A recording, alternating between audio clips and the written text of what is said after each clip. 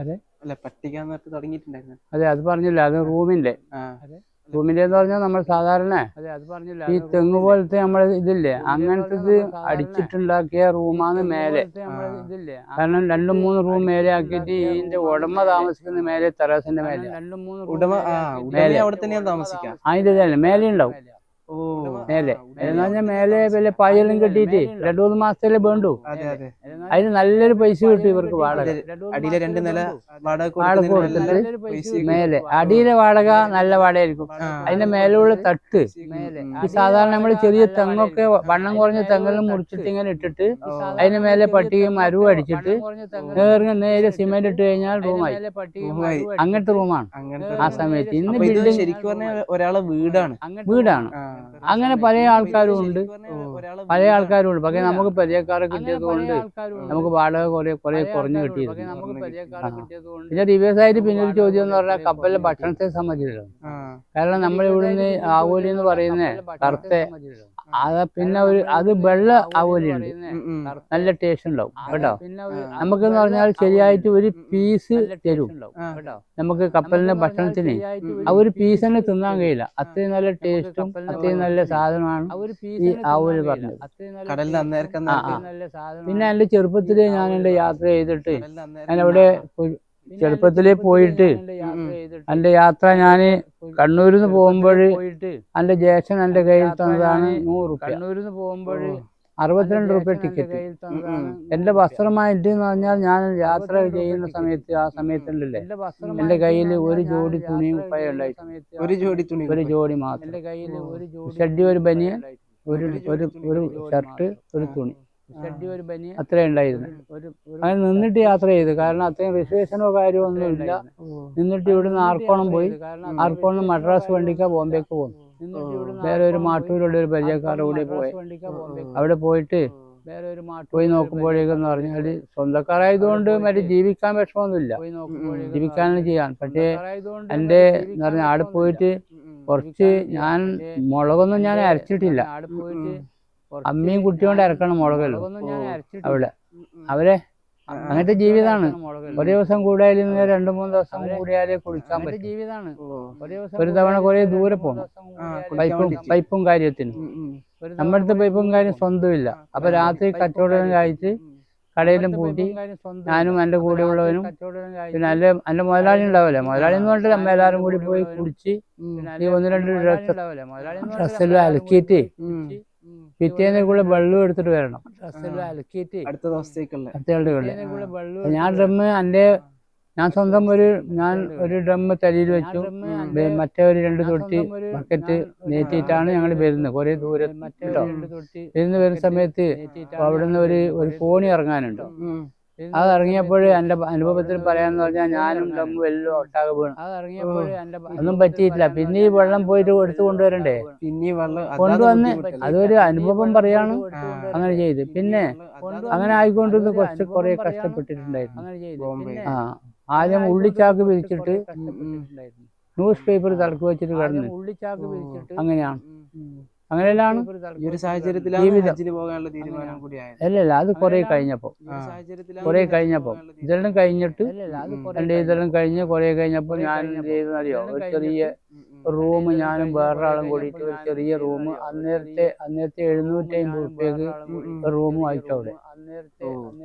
അത് പിന്നെ കടയാക്കിയിട്ട് ചെറിയൊരു കച്ചവടം തുടങ്ങി സ്വന്തമായിട്ട് ഞാനും മറ്റുള്ള ഒരാളും കൂടി. കുറെ കഴിഞ്ഞപ്പം അയാളെ വീതം കൊടുത്തു വിട്ട് ഞാൻ സ്വന്തമായിട്ട് അത് എന്നിട്ട് കുറെ കഴിഞ്ഞപ്പോഴാണ് അർജന്റീന കാര്യം ആയത്. കാരണം ഞാൻ അതായിട്ടില്ല. ഈ വീടൊക്കെ അതിനോട് കൂടിയിട്ടല്ലേ വീട് നിർമ്മിക്കുന്നത്. ഇതിന്റെ സാധാരണ എല്ലുമായിട്ട് ഇതിന്റെ വീടിന്റെ ഇത് എത്തുമ്പോഴേക്ക് നമ്മളെ വീട് ഓടിടുന്ന സമയത്ത് 1 ലക്ഷം റുപ്യ ആയിരുന്നു. അന്നേരത്തെ 1 ലക്ഷം വീടായപ്പോ ഓടിട്ടിട്ട് പിന്നെ തേപ്പും കാര്യം ഇതെല്ലാം എന്ന് പറഞ്ഞാല് മോഡലായിട്ടൊന്നും ഇല്ലല്ലോ. അങ്ങനെ മുതലായി.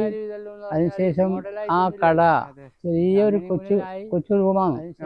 അതിന്റെ അടുത്തൊരു റൂം കിട്ടി.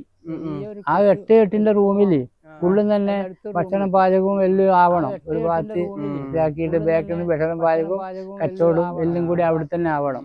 അങ്ങനെ ആയിക്കൊണ്ടിരിക്കുക വേറെ റൂം കിട്ടി. അതിനോട് കൂട്ടിച്ചേർത്ത് അതെല്ലാം ഒന്ന് പുതുക്കി പണിഞ്ഞ് കുറച്ച് വലുതാക്കി. വീടിന് റൂമൊന്നും ആകുന്നുണ്ടല്ലേ, അങ്ങനെ തന്നെയാണ് ആയത്. പിന്നെ അതിന്റെ അടുത്ത റൂം കിട്ടിയപ്പം സൗകര്യം കൂടുതലായി. പക്ഷെ അത് അങ്ങനെയെന്ന് പറഞ്ഞാൽ എല്ലാം കൂടിയിട്ടാണ് ജീവിതം. പിന്നെ അങ്ങനെയെന്ന് പറഞ്ഞാൽ എല്ലാം കൂടി രണ്ടാമത്തെ പിന്നെ മകള് അന്നേരം മറ്റേ പിന്നെ ഭാര്യ പ്രസവിക്കാനായിരുന്നു. അന്നേരം ഈ വീട്ടിന്റെ പണിയും അതും എല്ലാം മറ്റേ കട പൊളിഞ്ഞ പണിയും എല്ലാം ഒന്നിച്ചായി. ഇതെല്ലാം കഴിഞ്ഞിട്ട് നല്ല ആയി കുറച്ച് കണ്ടീഷൻ ആയപ്പോ ഈ ബുദ്ധി പോണ ഹജ്ജിന് മനസ്സിലേ, അങ്ങനെ പോണം ഹജ്ജിന്. അങ്ങനെ ഇപ്പോൾ അത് മാത്രമല്ല, എൻ്റെ യാത്രകൾക്കും എൻ്റെ സേവനങ്ങളും ഇവിടുന്ന് ഗൾഫിലേക്ക് പോകുമ്പോ കോഴിക്കോട് എയർപോർട്ടില്ല, ബോംബെ വഴിയാണ്. ഇപ്പൊ നമ്മുടെ പരിചയക്കാരൊക്കെ അവര് എൻ്റെ അടുത്തേക്ക് അയക്കാൻ ഗൾഫിലേക്ക്. അപ്പൊ ഞാൻ പറയും ഓഫീസിൽ ഇവിടെ പൈസ കൊടുത്ത് ഇന്ന ബസ്, അന്നേരം കാസർഗോഡ് നിന്ന് മെഹബൂബ് ബസ് എന്ന് പറഞ്ഞിട്ട് വരുന്നുണ്ട്. ബസ്സിന് ഇവിടുന്ന് കയറ്റി വിട്ടാൽ കണ്ണൂരിൽ നിന്ന് വിടുന്നുണ്ട്. ഞാൻ അവിടെ പോയിട്ട് ബസ് സ്റ്റോപ്പിൽ പോയിട്ട് കൂട്ടി അവർ എൻ്റെ കടയിലേക്ക് കൊണ്ടുവന്ന് ഒരു രാത്രിയത്തെ ഭക്ഷണം കൊടുത്തിട്ട് പിറ്റേന്ന് ഞാൻ ഗൾഫിലേക്ക് അതേമാതിരി ഹജ്ജിൻ്റെതും അതേമാതിരി തന്നെയാണ്. ഇപ്പം ബോംബെയിൽ കപ്പൽ മാർഗം ഹജ്ജിന് പോകുന്നുണ്ട്, അല്ലെ പ്ലെയിൻ മാർഗം ബോംബെയിൽ പോകുന്നു പറയുമ്പോൾ എൻ്റെ അടുത്തേക്ക് സമീപിച്ചാൽ ഞാൻ അതിന് വേണ്ടത് കൃത്യമായിട്ട് ചെയ്തു കൊടുത്തിട്ട് യാതൊരു പ്രതിഫലവും വാങ്ങാതെ ഞാൻ ഇതേമാതിരി ഗൾഫ് യാത്രൻ്റെ അത് തന്നെ ഇന്നും അത് മാത്രമേ ബാക്കിയുള്ളൂ. മനസ്സിലായില്ലേ? ഇന്ന് അത് മാത്രമേ ബാക്കിയുള്ളൂ. കാരണം ആരും തന്നെ അത് ഞാനന്ന് എന്തെങ്കിലും അത് വാങ്ങിച്ചു പോയി കഴിഞ്ഞാൽ പിന്നെ ആ നന്ദി ഉണ്ടാവില്ല, അല്ലേ? ഒരു കഥയിൽ കൂടി പറയുന്നതാണെന്നറിയോ? കാരണം ഞാൻ എൻ്റെ ഒരു സുഹൃത്ത് കൂടി ഞങ്ങ ഒരു കട കൂടാണ്ട് വേറൊരു കട എടുത്തി. ആ സുഹൃത്തിന്റെ ഒരു ബന്ധു എൻ്റെ അടുത്ത് കൊണ്ടാക്കിയിട്ട് പറഞ്ഞ് ഇവർ ഒരു എഞ്ചിനീയറാണ്, ഇത് കുറച്ച് നാള് ഇവിടെ നിന്നോട്ടെ, ആയിക്കോട്ടെന്ന് പറഞ്ഞു. അപ്പൊ ഞാൻ എൻ്റെ കട്ടിലും കിടക്കിയെന്ന് പറഞ്ഞ മാതിരി അതിലിടയ്ക്ക് ഞാൻ ഒരു കാര്യം വിട്ടുപോയി. കാരണം ഉള്ളിച്ചാക്കിലാപ്പി ഇരുന്നിട്ട് ന്യൂസ് പേപ്പർ തലക്ക് വെച്ച് കിടന്ന ഞാൻ ഇന്ന് എൻ്റെ പണിക്കാരുണ്ടല്ലേ, ഞാൻ വരുന്നവരെ അവർക്ക് കട്ടിലും കിടക്കേണ്ട സൗകര്യം ചെയ്തു കൊടുക്കും. മനസ്സിലല്ലേ? അപ്പൊ എന്നോട് അത് നിന്നിട്ട് എൻ്റെ പിന്നെ ആ സുഹൃത്ത് പറഞ്ഞ പ്രകാരം എൻ്റെ കൂടെ ഞാൻ അപ്പൊ അയാളെ എപ്പം പറയും വേണ്ട അത് വേണ്ട, നിങ്ങൾ കട്ടുമ്പോ കിടന്നോ, ഞാൻ താഴെ കിടന്നോളൂ, എഞ്ചിനീയറാണ്. ഞാൻ പറഞ്ഞു അത് പറ്റില്ല, നിങ്ങളാൾ കിടന്നോ, ഞാൻ ഇത് ശീലിച്ചല്ലേ എന്ന് പറഞ്ഞിട്ട് അങ്ങനെ മൂപ്പര് ഒരു 6 മാസമായിട്ട് ബോംബെയിലുണ്ടായിട്ട്. പിന്നെ മൂപ്പനക്ക് ഇവിടെ കണ്ണൂര് ട്രാൻസ്ഫർ കിട്ടി, എഞ്ചിനീയർ മാപ്പിളബേ കണ്ണൂർ എന്ന് പറഞ്ഞിട്ട് അവിടെ കിട്ടി. ഇങ്ങോട്ട് വരാൻ പോകുമ്പോ എനിക്കെന്തോ തന്നിട്ട് പറഞ്ഞു അധികം ഇതാള് വെച്ചു. ഞാൻ പറഞ്ഞു അത് വേണ്ട, കൊറേ മുറിപ്പർ ബുദ്ധിമുട്ടിച്ച്. ഞാൻ പറഞ്ഞു അത് വേണ്ട, അവിടെ വന്നോട്ടെ എന്ന് പറഞ്ഞു. അത് നമ്മൾ സാധാരണ ഒരു പഴഞ്ചൊല്ല് കേട്ടിട്ടില്ലേ? കാരണം ഒരു ചെമ്മീൻ കോത്തിട്ട് കൊളോനെ പിടിക്കുന്ന കേട്ടില്ലേ? ആ ഇതിലേക്ക് മാറിയത് പൊതുവെ. ഞാൻ നാട്ടിൽ വന്നു, മൂപ്പരെ പോയിട്ട് കണ്ടു. എന്നിട്ട് പിന്നെ ഓരോ വീട്ടിൽ പിന്നെ ഓരോ വീട്ടിൽ പോയിട്ടില്ല. വീട് കണ്ണൂർ കണ്ണൂര് ടൗണിലാണ്, നല്ല ഉയർന്ന വീടാ. അപ്പം ഇവർ കണ്ടപ്പോ നല്ല സന്തോഷം കാര്യം. ഓഫീസിൽ പോയിട്ട് ഞാൻ വന്നാല് ഒരിക്കലും ചെയ്യുന്നുണ്ട്. ഒരു തവണ എൻ്റെ അനുജന്റെ മകൻക്ക് പിന്നെ +2 ഒരു സീറ്റ് വേണം. +2 ഡിഗ്രിയാണെന്ന് അറിയില്ല. ഈ സർസീദ് പിന്നെ കോളേജ് എന്ന് പറഞ്ഞിട്ടുണ്ട് തളിപ്പറമ്പിൽ, കേട്ടിട്ടുണ്ടോ? ആ, അവിടെ അയാൾ അതിന്റെ കമ്മിറ്റിന്റെ ആളാണ്. ഇയാൾ എഞ്ചിനീയർ. എൻ്റെ അനുജൻ വന്ന് പറഞ്ഞു നിങ്ങൾക്ക് കാലിദ ജയിനെ പരിചയമുണ്ടോ? ഞാൻ പറഞ്ഞ ഞാൻ എന്താ ചോദിച്ചത്? അയാളൊന്ന് കാണണമെന്ന് പറഞ്ഞു. നമ്മൾ സാധാ പോവാ. ഒരു തവണ പോയിട്ട് ഓഫീസിലെത്തുമ്പോഴേക്കും മൂപ്പർ വർക്കിലേക്ക് പോയി, ഷീറ്റിൽ പോയി കണ്ടില്ല. വേറൊരു ദിവസം പിറ്റേന്ന് രാവിലെ അവർ വീട്ടിലേക്ക് പോയി കണ്ടില്ല. വീട്ടിൽ പോയിട്ട് അവിടെ പോയി ബെല്ലടിച്ചപ്പോ മകൻ വന്നിട്ട് ഞാൻ ചോദിച്ചു ഉപ്പയുണ്ടോന്ന് ചോദിച്ചു. ആ ഉണ്ടെന്ന് പറഞ്ഞു. മൂപ്പൻ എന്നെ കണ്ടപാട് കെട്ടിപ്പൊടിച്ചിട്ട് ആജിക എന്താണ് പറഞ്ഞേ, എന്താണ് ആജിക വന്നത്? ഞാൻ പറഞ്ഞു ഒന്നുമില്ല, വെറുതെ അങ്ങനെ ഒന്ന് കാണാൻ വേണ്ടി വന്നേ, എന്തെങ്കിലും ഇല്ലാണ്ട് വരില്ലല്ലോ എന്ന് പറഞ്ഞു. ഞാൻ പറഞ്ഞു ഇങ്ങനെ വന്നതാണ്. ചായകൾ കൊണ്ടുതന്നു, ചായകളും കുടിച്ച് ഞാൻ പറഞ്ഞു ഞാൻ വന്നത് ഇതെൻ്റെ അനിയനാണ്, ഇവനിക്ക് നമ്മളെ എക്സർസൈസ് കോളേജിൽ സീറ്റ് വേണം. അയാളോട് പറഞ്ഞു സീറ്റല്ലേ വേണ്ടു. ഞാൻ പറഞ്ഞ ഉസ്മാനിക്കാന്ന് പറഞ്ഞിട്ടുണ്ട് ആളെ. ആളെ തുടങ്ങിയാല് അതിൽ ഇത് തുടങ്ങിയാല് ഓരോട് ഞാൻ പറഞ്ഞെന്ന് പറഞ്ഞാൽ മതി. മനസ്സിലായില്ലേ? അപ്പം അതെവിടുന്ന് കിട്ടാന? അതേമാതിരി യാത്രക്കാരുമായിട്ട് ബന്ധപ്പെട്ടും ഇന്നും അതാ ബാക്കി. എനിക്കറിയുന്നില്ല, ഇന്ന് ഞാനൊരാൾക്ക് ഉപകാരം ചെയ്ത് എനിക്കറിയുന്നില്ല, എന്നോട് വന്ന് ഒരു അന്നറിയോ നമ്മളില്ല, ഞാൻ ഇന്നാളെ മകനാ, നിങ്ങളെ പേടിയിൽ ഒരു ദിവസം ചോദിട്ടാ പോയി എന്നൊക്കെ പറഞ്ഞിട്ട് സന്തോഷം. അത് ഈ പ്രതിഫലം വാങ്ങിയിട്ടുണ്ടെങ്കിൽ ആ സന്തോഷം ഉണ്ടാവില്ല. പിന്നെ ഉണ്ടാവോ? അപ്പൊ അതിൽപ്പെട്ടതാണ് ഹജ്ജിന്റെ. ഹജ്ജിനും പല ആൾക്കാർക്കും പോകുമ്പോഴേക്കെന്ന് പറഞ്ഞാല് ഉടനാട് എത്തി അവരെ കണ്ട് അവർക്ക് എന്താ വേണ്ടത് അവര് യാത്ര അടക്കം ചോദിച്ചറിഞ്ഞിട്ട് ഹജ്ജിന് കയറ്റി അയക്കുന്ന ഒരു ഇതും കൂടി ഉണ്ടായിരുന്നു അല്ലെ? അല്ല, നമ്മള് ഈ ഹജ്ജിന് നമ്മള് കപ്പലിലേക്ക് അവിടെ എത്തിയതിനു ശേഷം ഇപ്പൊ കാണുന്നത് പോലെ അറഫയിലേക്ക് നീങ്ങാനും മിനയിലേക്ക് പോകാനെല്ലാം ബസ് സൗകര്യം അന്നും ഉണ്ടായിരുന്നു. ബസ് സൗകര്യം എന്ന് പറഞ്ഞാൽ അങ്ങനെ കൂടുതൽ സൗകര്യത്തിന്റെ അല്ല. അന്നേരം എന്ന് പറഞ്ഞാല് കൂടുതൽ ഓർമ്മയിൽ കിട്ടുന്നില്ല എന്തെല്ലാന്ന്. കാരണം ഞാൻ ചെറുപ്പക്കാരായതുകൊണ്ട് എന്തിനും ഓടിച്ചാടാനും അവരെ കൂടെ പോകാനും നമുക്കെല്ലാം പങ്കുചെയ്യുമല്ലോ. പങ്കുചെയ്യും. ബസ് സൗകര്യം ഉണ്ടായിരുന്നു. മെട്രോ ആദ്യം ഉണ്ടായിട്ടില്ല. അത് എന്റെ രണ്ടാമത്തെ യാത്രയിൽ മെട്രോ ഉണ്ടായി. 2012 രണ്ടാമത്തെ യാത്ര. അത് 77, ഇത് 2012. ഈ ലാസ്റ്റ് മകളെ കല്യാണം കഴിഞ്ഞതിന് ശേഷം ഞങ്ങൾ രണ്ടാളും ഒരാഗ്രഹം 2 കൊല്ലം കൊടുത്ത് കിട്ടിയില്ല, 3ാമത്തെ കൊല്ലം കിട്ടി. ഭാര്യനും കൂട്ടി പോയി. അല്ല, ഞാനിങ്ങനെ ഒരു പുസ്തകത്തിൽ ഇങ്ങനെ വായിച്ചിട്ടുണ്ട്, ഒട്ടകത്തിന്റെ മേലയിൽ അങ്ങോട്ടും ഇങ്ങോട്ടും പോകുന്നതായിട്ടൊക്കെ. അങ്ങനെ എന്തെങ്കിലും അനുഭവങ്ങൾ ഉണ്ടായിരുന്നു? ഒന്നും ഉണ്ടായിട്ടില്ല. അന്ന് നല്ല പ്രായം, നല്ല മറ്റേ യൗവന പ്രായമല്ലേ. കാരണം നല്ല സ്ഥലത്തേക്ക് പോകുമ്പോ കാറിലൊക്കെ കയറിയിട്ട് അതൊക്കെ എന്ന് പറഞ്ഞാൽ അവിടെ എത്തി. അന്ന് ഇത് തിരിഞ്ഞും മറിഞ്ഞുമായിട്ട് കയറണം. ഇന്ന് സ്റ്റെപ്പെല്ലാം ആക്കി. ഇറാഖുവിന്റെ ഇത് കാണാൻ വേണ്ടിട്ട് കയറുന്നില്ലേ, അവിടത്തേക്ക് നല്ല സൗകര്യമാക്കി. ഇപ്പൊ സ്റ്റെപ്പെല്ലാം ആക്കി എന്ന് പറഞ്ഞു. അന്ന് നമ്മ പോകുമ്പം ചവിട്ടിയിട്ട് പാറന്റെ മേലെ കൂടി പോകണം, എന്നാലും അവിടെ എത്തിയിട്ട് 2 റക്അത്ത് നിസ്കരിച്ചിട്ട് ഇറങ്ങി ഇങ്ങോട്ട്. അന്നേരം ഇത്ര തിക്കില്ല. ഇപ്പം എന്ന് പറഞ്ഞാൽ എല്ലാം ഒരാൾ 2 റക്അത്ത് നിസ്കരിച്ച് കഴിയുന്നതിന് മുമ്പിലേ മറ്റോ മുട്ടാൻ തുടങ്ങും. അല്ല, ഈ 2012 പോയ സമയത്തുണ്ടായതും അതേപോലെ തന്നെ 1977 ഇങ്ങനെ 2 സമയത്താണല്ലോ നിങ്ങൾ പോയത്. ഇതിൽ ഏറ്റവും രസകരമായിട്ട് അല്ലെങ്കിൽ ഏറ്റവും മനസ്സിന് റാഹത്ത് തോന്നിയത് ഏത് യാത്രയായിരുന്നു? ആദ്യത്തെ യാത്രയിൽ എന്ന് പറഞ്ഞാൽ എല്ലാം കൂടി മനസ്സിലാക്കിയത് കൊണ്ട് രണ്ടാമത്തേതിൽ മറ്റേ കയറാൻ നിന്നിട്ടില്ല. കാരണം അത്ര പോരാ. 2012 കഴിഞ്ഞിട്ട് ഇപ്പം 12 വർഷമായിട്ടുള്ളൂ. ഇപ്പം 82 ഇപ്പം പോകുന്നു. അപ്പം അങ്ങനെ കയറാൻ വേണ്ടി പരിശ്രമിച്ചിട്ടില്ല. മനസ്സിലായില്ലേ? അങ്ങനെ അത്ര പരിശ്രമിച്ചിട്ടില്ല. കാരണം കയറുന്നെങ്കിലും ഭാര്യനെയും കൂട്ടി കയറണമല്ലോ. ഉറപ്പും കയ്യില അണുപ്പും കയ്യില. അതുകൊണ്ട് നമ്മ താഴെ അതുവരെ താഴ്വരയിൽ എത്തിയിട്ട് ഇതുവായിരുന്നിട്ട് ഇങ്ങോട്ടേക്ക് പോകുന്നത്. എന്റെ കൂടെ വന്ന ആള് എന്നാലും ഒരു ഉമ്മ, പ്രായമുള്ള ഉമ്മയുണ്ട്. എന്നാലും ഉമ്മാന എന്ന് പറഞ്ഞാൽ കയറ്റാൻ കഴിയില്ലല്ല. ഓന ഓടിച്ച് ചാടിപ്പോയി കയറിയിട്ട് കണ്ടിട്ട് പറഞ്ഞു. കയറ്റാൻ കഴിയില്ലല്ല. ഓന ഓടിച്ച് ചാടിപ്പോയി അപ്പോ കപ്പലിലേക്കുള്ള ഹജ്ജിന്റെ യാത്രയും അവരുണ്ടായിരുന്ന വിശേഷങ്ങളെല്ലാം നമ്മൾ ഏകദേശം കേട്ടായിരുന്നു. കുറേ ഭാഗം പറയാൻ കുറേ ഉണ്ട്. ജീവിതത്തിൻ്റെതും. കാരണം ബോംബെ ജീവിതം കുറച്ചേ പറഞ്ഞിട്ടുള്ളൂ. കൊല്ലം ജീവിതങ്ങൾ ഞാൻ പറഞ്ഞില്ലേ. അത് കഴിഞ്ഞാൽ ജീവിതം അത്രയും കൃത്യമായി കഷ്ടപ്പെട്ട സമയത്താണ് ഈ ബോംബെയിൽ എത്തിയത്. അത്രയും വിഷമം ഇതായത് സമയത്തായതുകൊണ്ട് ഇവിടുന്ന് 4ാം ക്ലാസ് വിദ്യാഭ്യാസം മാത്രമേ ഉണ്ടായിട്ടുള്ളൂ. മതപരമായിട്ടും ദീനപരമായിട്ടും 4ാം ക്ലാസ്. 4ാം ക്ലാസ്സിൽ എന്ന് പറഞ്ഞാല് പോയിട്ട് ഉസ്താദ് താമസിച്ചതുകൊണ്ട് സ്കൂളും പിന്നെ മദ്രസ എല്ലാം ഒന്നിൽ തന്നെ. 5ാം തരം വരെ ഉള്ളൂ. അന്നേരം 5ാം ക്ലാസ് വരെ ഉള്ളൂ. ഇരുനാവിൽ എന്ന് പറഞ്ഞ സ്ഥലത്ത് താമസിച്ചു പോയപ്പോ ഉസ്താദ് കയറ്റിയില്ല. അന്നത്തെ ഭയങ്കര ശിക്ഷയാണ്. ഇന്നത്തെ മാതിരിയല്ല. ഡെസ്കിന്റെ മേലെ നിർത്തിയിട്ട് അടിയാണ്. ഡെസ്കിന്റെ മേലെ, ബെഞ്ചിന്റെ മേലെയല്ല, ഡെസ്കിന്റെ മേലെ നിന്നിട്ട് അടിയെന്ന് പറഞ്ഞാല് അങ്ങനെ താമസിച്ചു പോയപ്പോ നമ്മൾ 2-3 നാൾ അവിടെ നിർത്തി. കേരള നോട്ട്. അങ്ങനെയാണ് ബോംബെയിലേക്കും. അപ്പൊ അടിയിൽ ഇങ്ങനെ നോക്കിയപ്പോ ഉസ്താദ് അങ്ങേ ഭാഗത്തുള്ളു. അതേ പോക്ക് വീട്ടിലേക്ക് പോയിട്ട് പിന്നെ തിരിച്ചു പോയിട്ടില്ല.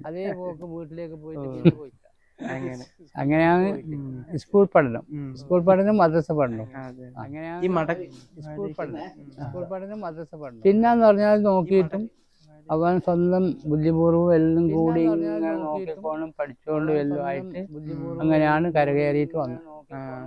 ഈ ഹജ്ജിൽ നിന്ന് ഈ കപ്പലിൽ നിന്നുള്ള മടക്ക യാത്രയിൽ നിന്നുള്ള എന്തെങ്കിലും അനുഭവങ്ങൾ? മടക്കത്തിൽ പിന്നെ എന്താ അനുഭവം വേണ്ടേ, ഒന്ന് നാട്ടിലെത്തി കിട്ടിയാൽ മതി എന്ന് പറയുമല്ലോ. മൊത്തത്തിലൊന്ന് ക്ഷീണിച്ചിട്ടുണ്ടാവില്ലേ? ക്ഷീണം പേടിയും വന്നിട്ടില്ലല്ലോ. നല്ല ചെറുപ്രായമല്ലേ, എന്റെ കൂടെ ഉള്ള ആള് കൂടുതൽ പ്രായം. എന്നാലും നമ്മൾ ഈ കപ്പലിലാണ് കുറെ ആടുന്ന ആള് ഇങ്ങനെ ആടുന്നുണ്ട് പക്കയല്ലേ. കുറച്ചൊക്കെ ഒരു ധൈര്യം വേണം. എന്നാലും ഇത്ര ചെറിയ വയസ്സല്ലേ എന്തൊരു ആട്ടം വന്നിരുന്ന്. നല്ല യൗവന സമയല്ലേ അന്നേരം, 32 എന്തെങ്കിലും പറയുമ്പോ അല്ലേ. സമയം തന്നെയാണ്. പിന്നെ 32 പറയുമ്പോ അല്ലേ. കടലിൽ എന്തെങ്കിലും പേടിപ്പെടുത്തുന്നതായിട്ടുള്ള എന്തെങ്കിലും സാഹചര്യങ്ങൾ ഒന്നും ഉണ്ടായിട്ടില്ല. അങ്ങനെ ഒന്നും ഉണ്ടായിട്ടില്ല. ഒന്ന് ബോംബെക്ക് എത്തി കിട്ടിയാൽ മതി എന്നാണ് വരുമ്പോ വിചാരിച്ചത്. പിന്നെ ലഗേജ് കിട്ടുന്നവരെ അത് കിട്ടി. കടയിലൊക്കെ പോയി. കടയിലൊന്നും വെറുതെ പോയിട്ടേ ഉള്ളൂ. ലഗേജെല്ലാം മറ്റേ മുസാഫർഖാനിൽ തന്നെ ഉണ്ട്. അങ്ങനെ ഞങ്ങള് അപ്പോഴേക്കും നമ്മളെ ടിക്കറ്റിലും ബുക്കിംഗ് ആയി. വണ്ടിക്ക് ഇങ്ങോട്ട് വരാൻ എല്ലാവർക്കും ഏടാ ഒന്നിച്ചിട്ട്. എന്നാലും ഒന്ന് കടയിൽ പോയിട്ട്, നമ്മുടെ നാട്ടുകാരൻ തന്നെ കടയിലുള്ളത്, അവനൊന്ന് കണ്ടിട്ട് തൽക്കാലം പറഞ്ഞിട്ട് വേഗം തന്നെ ഇവിടേക്ക് വന്നു. അന്ന് നിങ്ങൾ കേനൊന്നല്ല, ഈ ഒരു പെട്രോളിൽ വരുന്ന ഡ്രമ്മില്ലേ ചെറിയ 20 ലിറ്ററിന്റെ, അങ്ങനത്തെയാണ്. നമ്മൾ ഡയറക്റ്റ് തന്നെയാണ് പോയിട്ട് വെള്ളം ഡയറക്റ്റ് എടുക്കണം. അതിന് ലിമിറ്റഡ് ഒന്നുമില്ല ഇത്ര കൊണ്ടുവരാന്ന്. ഡ്രമ്മ് മനസ്സിലായില്ലേ? തൂക്കുന്ന 20 ക്യാൻ, 20ന്റെ അതിന്റെ മൂടി ഇങ്ങനെ എടുത്ത് തിരിച്ചതാ. 1ഉം 2ഉം കൊണ്ടുവരാം. അതിനൊന്നേ കൊണ്ടാട്ടുള്ളൂ. അങ്ങനെയാണ് വെള്ളത്തിന്റെ സിസ്റ്റം. കാരണം നമുക്ക് തന്നെ പോയിട്ട് എടുക്കാം. ദംദം വെള്ളം, ദംദം കിണറല്ലോ കണ്ടിന്, ഒക്കെ കണ്ടിട്ടുണ്ടായി.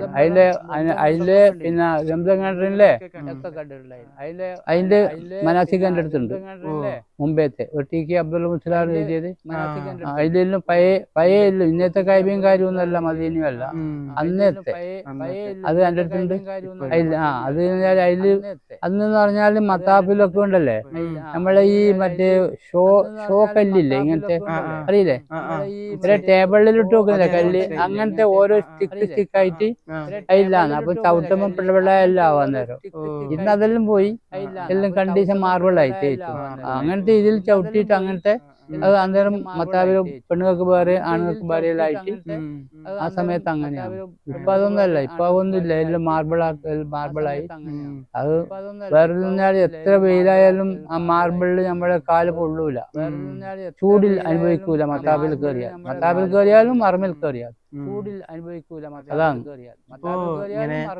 ഞാൻ പുസ്തകങ്ങളിൽ വായിക്കുന്ന, ഞാൻ പറഞ്ഞിട്ടല്ലോ ഹജ്ജിന്റെ ഇങ്ങനെ അനുഭവങ്ങളെല്ലാം പറയുന്ന പുസ്തകങ്ങൾ വായിച്ചിട്ടുണ്ട്. അപ്പൊ ഇങ്ങനെ പുസ്തകങ്ങൾ ഇങ്ങനെ എഴുതിയിട്ട് കാണാം, ആദ്യമായിട്ട് ഇങ്ങനെ കഅബ കാണുന്ന സമയത്തൊക്കെ പൊട്ടിക്കരയുന്നതായിട്ടും കുറെ രീതിയിലുള്ള ഇങ്ങനെ അനുഭവങ്ങൾ ഭയങ്കര മനസ്സിലൊന്ന് കണ്ടാൽ മതി എന്നുള്ളത്. കാരണം അവിടെ ഇപ്പം ഈ ഖുർആൻ പോയിട്ടുണ്ട് ഇവര് അതിർത്തിക്ക്, അത് കണ്ടാൽ പിന്നെ ഹർമത്തി എന്ന് മനസ്സിലായി. അപ്പൊ എല്ലാവർക്കും എന്ന് പറഞ്ഞാൽ അഹ്ലാദാന്ന് കണ്ടാൽ മതി, ഒന്ന് കണ്ടാൽ മതി അങ്ങനത്തെ ഉണ്ടാവും. ബസ്സിലായിരിക്കും നമ്മ, ആ ബസ് ഇങ്ങനെ റൗണ്ട് ചുറ്റും പുറത്തേക്കൂടി അവർക്ക് ഈ വഴി കിട്ടണ്ടേ, വഴിന്റെ ഇതിന് വേണ്ടിയിട്ട്. അന്നേരം നമുക്ക് ഭയങ്കര ആഹ്ലാദമായിരിക്കും. അതാ കഅബ കണ്ടു, കഅബ. പിന്നെ പോയിട്ട് നമ്മൾ ഈ ലഗേജിൽ ഒരു ഭാഗത്ത് ആക്കാണ്ട് നമുക്ക് ഉംറ ചെയ്യാണ്ട് മറ്റൊന്നും ചെയ്യാൻ കഴിയില്ലല്ലോ. അങ്ങനെ ആയിക്കഴിഞ്ഞാല് ഒരു സമാധാനാവും. അന്ന് ഇന്നങ്ങനെയല്ല, നമ്മള് പറഞ്ഞ റൂമിലാടെ എത്തി പൊതുവെ സാലല്ലാട് വെച്ച് പിന്നെ അവിടെ നിന്ന് പറഞ്ഞാൽ ഡയറക്റ്റ് പിന്നെ ആർമിയിലേക്ക് പോകേണ്ട ഇതാണ്. ചാലൂലാണോ അല്ലേ മറ്റേ വീഡിയോയിലല്ലേ ഉള്ളത്, അല്ല അതില്ലേ ഉമ്മറയിലല്ലേ ഉള്ളത്, അല്ല ഏറാമില് ചാലൂര് ആയി കഴിഞ്ഞാല് സമാധാനാവും. ഇപ്പോ 977 എന്ന് പറയുമ്പോ നിങ്ങൾക്ക് 32 കുറച്ചും കൂടി യുവാവായിട്ടുള്ള സമയമാണ്. ആ സമയത്ത് മാത്രല്ല, ഇപ്പൊ ഇന്ന് കാണുന്ന അത്ര തിരക്ക് ഏതായാലും ആ കാലത്ത് ഇല്ലാന്ന് ഞാൻ മനസ്സിലാക്കി. ആ ഒരു സാഹചര്യത്തിൽ നിങ്ങൾക്ക് ഹജ്റുൽ അസ്വദ് കാണാനും ഒന്ന് തൊടേണ്ടതല്ല, മുത്തൽ തന്നെ, വേറെ വിഷയമൊന്നുമില്ല. മുത്തൽ എന്ന് പറഞ്ഞാൽ പലതവണ. അത് മാത്രല്ല പിന്നെ അവിടെ പിന്നെ കഅബിന്റെയും അല്ല ഇതിന്റെ വാതിലിന്റെ ഇപ്പുറം മുൽത്തസീം എന്ന് പറഞ്ഞ സ്ഥലമില്ലേ, അവിടെ ഇങ്ങനെ പിടിച്ചിട്ട് ബനിയനൊക്കെ പൊന്തിച്ച് ചേർത്ത് പിടിച്ചിട്ട് പലതവണ. അത് അത്രയും സൗകര്യം. രണ്ടാമത് പോയപ്പോ അതിനുള്ള അവസരങ്ങളൊന്നും ഉണ്ടായിട്ടില്ല. ഇല്ല, അവന് സ്വല്പം മാത്രം പോയിട്ട് ഒന്ന് വേഗം മുത്തേറ്റ് മുത്തഞ്ഞാൽ പിന്നെ നമ്മ ആദ്യം മുത്തേൽ കൂട്ടാന്നില്ലേ. ഭാര്യ ഒന്നിച്ചുള്ളത് കൊണ്ട് പരിശ്രമിക്കും പാതിരാക്കൊക്കെ പോയിട്ട് കൂടുതൽ പരിശ്രമിച്ചിട്ടില്ല. കാരണം എന്തിനാണ് അങ്ങോട്ട് കൂടി തള്ളലോടുന്നു. അതെ അതെ അത് ഇഷ്ടം പോലെ. കാരണം ഞാൻ അന്ന് മറ്റേ ഇതല്ലല്ല, കാരണം നല്ല സ്മൂത്തായിരുന്നു. കാരണം കേട്ടിട്ടില്ലേ കയ്പന്റെ ഈ സ്വർഗത്തിന് കൊണ്ടുവന്ന കല്ല് പതിക്കാൻ വേണ്ടി അവരുമായിട്ട് എന്തോ അപ്പുറം ഇതായ പോലീസുകളായിട്ടായിട്ട് അവര് പിന്നെ ആടെ കല്ല് വെച്ച് പതിച്ചതാണ്. അപ്പം ഒരുപോലത്തെ ഈ പെവിക്കോട് പോലത്തെ ഒരു സാധനങ്ങള് അവിടെ ഇങ്ങനെയാന്ന് പറഞ്ഞാൽ വെച്ച് പിടിപ്പിച്ചതാണെന്ന് പറഞ്ഞില്ലേ. നല്ല സ്മൂത്ത് ഉണ്ടാവും. സ്മൂത്ത് നമ്മ തടി നോക്കിയാൽ നല്ല മെഴുക്ക് വെച്ച് പൊട്ടിച്ചമായിരുന്നു. അതുകൊണ്ട് അത് മുത്താൻ പലതവണ കഴിഞ്ഞതുകൊണ്ടല്ലേ അത് മനസ്സിലാക്കി. അതെ അതെ അത് മനസ്സിലാക്കി. പലതവണ കഴിഞ്ഞാലേ അത് മനസ്സിലാക്കാനുള്ള അത് ചെയ്തിന്. ഇപ്രാവശ്യം 12 പേര് കൂടുതൽ കഴിഞ്ഞിട്ടില്ല. പരിശ്രമിച്ചിന്. ഈ മുൽത്തസിം എന്ന് പറഞ്ഞ സ്ഥലത്ത് കുറച്ച് ആൾക്കാർ കൈബത്തിന്റെ ഒരു ഫോട്ടോ കണ്ടിട്ടുണ്ടാവും, ഇങ്ങനെ പിടിച്ചു നിൽക്കുന്ന കണ്ടില്ലേ. അത് നിന്ന് കഴിഞ്ഞാൽ കൈബത്തോട് നമ്മള് ഈ മാർ അണിക്കണം. അപ്പം ബനിയനൊക്കെ പൊന്തിച്ചിട്ട് ശരിക്ക് കൈബന്റെ വാതിലിനടുത്ത്. ഇൻഷാല്ലാ സമയം ഒരുപാടായി. നമുക്ക് അൽഹംദുലില്ലാ വളരെ റാഹത്തായി നിങ്ങളോട് വന്ന് കാണാൻ പറ്റിയതിലും. അതല്ല അതിരുന്നാൽ എനിക്ക് ഇതിൽ തൃപ്തി കുറവാണ്. കാരണം സമയം ഇല്ലാത്തതുകൊണ്ട് ഇതിലും കൂടുതൽ എനിക്ക് സംസാരിക്കണമായിരുന്നു. കൂടുതൽ സംസാരിക്കാൻ എനിക്ക് ഇങ്ങനെ ആൾ കിട്ടി കഴിഞ്ഞാൽ ഇത് സന്തോഷം. ഇനിയും നമ്മൾ വരും. കൂടുതൽ അനുഭവങ്ങൾ നമുക്കും അറിയാൻ. ഇതും സമയമായി പോയി. ആ കാർഡ് കിട്ടാതെ ഓടിച്ചാടിയതുകൊണ്ട് സമയം അങ്ങ് പോയി. കാരണം ഇതല്ല ഇതിനെക്കാട്ടി നല്ല കൂടുതലായിട്ട് ഞാൻ പറഞ്ഞ എനക്കൊരു സന്തോഷം. നമുക്കും വളരെ ചോദിച്ചറിഞ്ഞിട്ട് കാര്യങ്ങൾ അറിയാനും നമുക്കൊരു ആകാംക്ഷയാണ്. നമ്മൾ കപ്പലിൽ പോകുന്നതും ആ വിവരങ്ങളൊന്നും നമ്മളിപ്പോ അറിയുന്നില്ല. അവരാടുന്ന് കേൾക്കുക, അന്നേരണ്ടായ സംഭവങ്ങളൊക്കെ മനസ്സിലാക്കാന്ന് പറയുമ്പോൾ നമുക്ക് തന്നെ ഒരു സന്തോഷം ഉണ്ടാകുന്ന കാര്യമാണ്. ഇൻഷാല്ലാ നമുക്ക് ഇവിടെ വെച്ച് അവസാനിപ്പിക്കാം. ഇൻഷാല്ലാ അപ്പോ ഇന്ന് നമ്മളുടെ കൂടെ ഉണ്ടായ അബ്ദുൽ കരീം ഹാജിക്ക അല്ലെ, അബ്ദുൽഖാന്നാണ് എല്ലാരും വിളിക്കല്. അബ്ദുൽ കരീം ഹാജി, അദ്ദേഹത്തിന് നന്ദി പറയുകയാണ്. ഇൻഷാ അല്ലാഹ് അല്ലാഹു സുബ്ഹാനഹു വ തആല നമ്മുടെ എല്ലാ പ്രവർത്തനങ്ങളും സ്വീകരിക്കുമാറാവട്ടെ എന്ന് കൂടി പറഞ്ഞുകൊണ്ട് എല്ലാവർക്കും ദുൽഹിജ്ജ മാസത്തിൽ നന്മകൾ നേർന്നുകൊണ്ട് ഞാൻ അവസാനിപ്പിക്കുന്നു. അസ്സലാമു അലൈക്കും വറഹ്മത്തുള്ളാഹി. നന്മകൾ നേർന്നുകൊണ്ട് ഞാൻ അവസാനിപ്പിക്കുന്നു. അസ്സലാമു അലൈക്കും വറഹ്മത്തുള്ളാഹി. നിങ്ങൾ ദ്വാരക്കണം എല്ലാവരും കൂടിയിട്ട് ഇൻഷാ അല്ലാഹ് ഇനിയും കാണാനും സംസാരിക്കാനും.